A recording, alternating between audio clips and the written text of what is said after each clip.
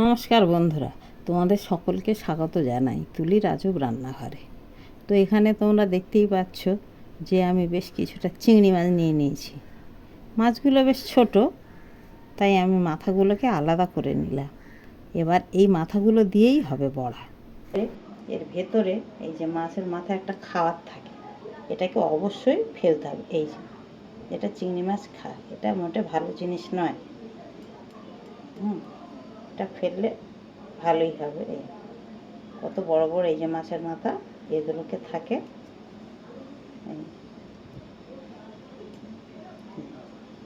এইগুলোকে না ফেললে ঠিক। এবার এই মাথাগুলোকে মিক্সিতে বেটে নিচ্ছি। তবে মাথাগুলোকে না বেটেও বড়া বানানো যেত, কিন্তু আমি বাচ্চা থেকে বয়স্ক সবার কথা ভেবে এগুলোকে বেটে নিলাম। এর মধ্যে কিছুটা কাঁচা লঙ্কাও দিয়ে নিচ্ছি।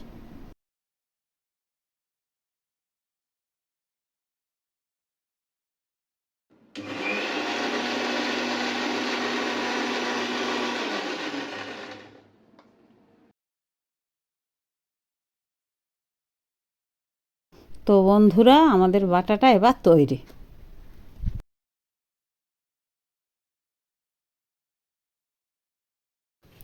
এইটাকে আমি একটা বাটির মধ্যে ঢেলে নিচ্ছি।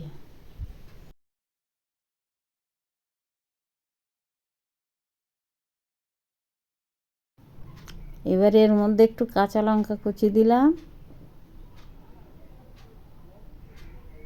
একটু পেঁয়াজ কুচি,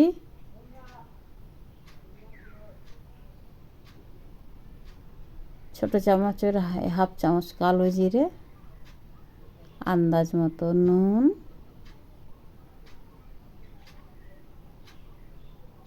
আর একটু ভাজা মশলা, আর 3 চামচ মতো বেসন দিলাম।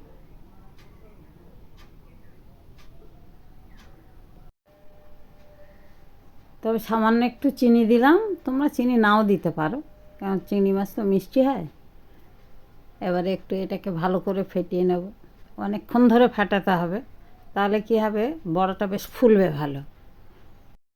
তো অনেকক্ষণ ধরে এই ফেটিয়ে নিলাম, একটু ওই ব্যাস হয়ে গেল।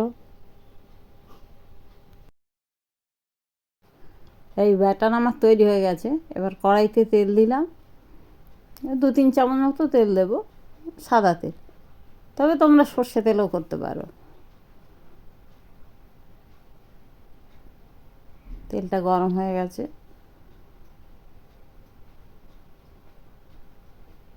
এবার আমি দিচ্ছি, চামচে করেই দেবো, হাত দিলাম না, একটু বড় বড়ই করছি।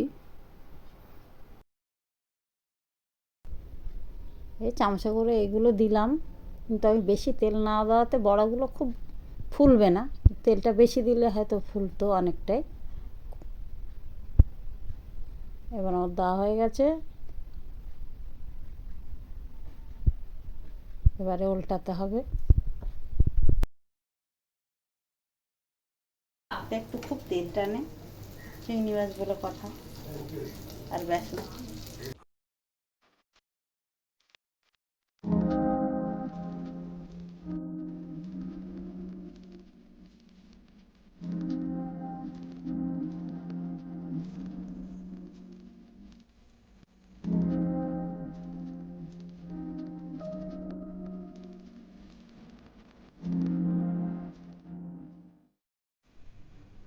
এই আমার চিংড়ি মাছের মাথা বাটার বড়া।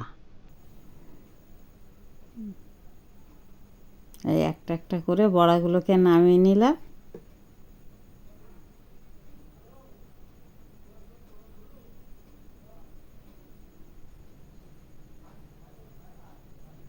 ডাল আর গরম ভাতের সাথে জমে যাবে এই বড়া। আশা করি তোমাদের সবারই খুব ভালো লাগবে।